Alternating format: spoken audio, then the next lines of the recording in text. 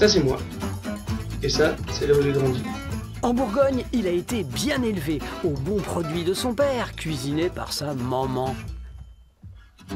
Mais quand il est parti pour Grenoble faire ses études d'ingénieur, Alexis a réalisé, pas si facile en ville, de se nourrir correctement. Dès qu'on devient étudiant, on est obligé d'aller dans une grande ville où il n'y a que du béton, où il y a plein de voitures, etc. C'était ce changement de vie qui m'a beaucoup marqué et qui était l'objectif de comprendre du coup comment tout fonctionne et aussi de pouvoir prendre mon vélo pour retourner à la campagne. Il a parcouru 3000 km à la rencontre des paysans. Ah, mince! Pour mieux comprendre leurs problèmes. Ce jour-là, Alexis fait étape dans la petite ferme de Sophie, des œufs et des fruits bio. Au minimum, tu dois avoir 4 mètres carrés de parcours extérieur par poule. Et à l'intérieur, tu peux pas mettre plus de 6 poules au mètre carré, je crois. C'est pas évident. Là, c'était une agriculture plus paysanne, plus petite, et qui s'oppose un petit peu à certaines remarques qu'on peut avoir d'agriculteurs, de dire on est obligé de s'agrandir, de faire toujours plus gros, de faire toujours plus. De dire en fait, regardez ici, c'est une petite ferme, ils s'en sortent très bien, ils sont 3 à être installés. Et c'est possible de faire de l'agriculture à petite échelle et du coup en faisant un peu plus attention au respect de l'environnement, en faisant du bio, etc. En fait, Étrangère au milieu agricole, Sophie s'est lancée toute seule il y a 15 ans. Maintenant, avec son compagnon et leur associé, ils vendent tous leurs produits sur les marchés dans un rayon de 10 km autour de la ferme.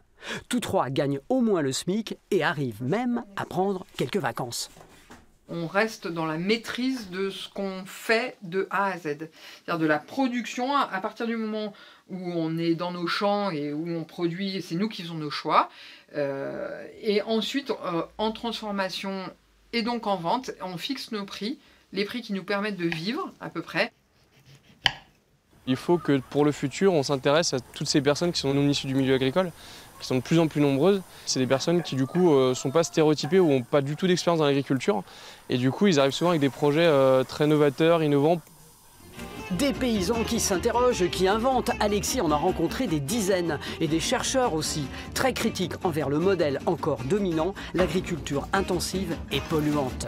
J'ai rencontré plein d'agriculteurs qui font des choses, mais à chaque fois, voilà, c'est des initiatives individuelles et ça arrive pas, il n'y a pas quelque chose qui permet d'agrandir ça, d'agrandir le mouvement.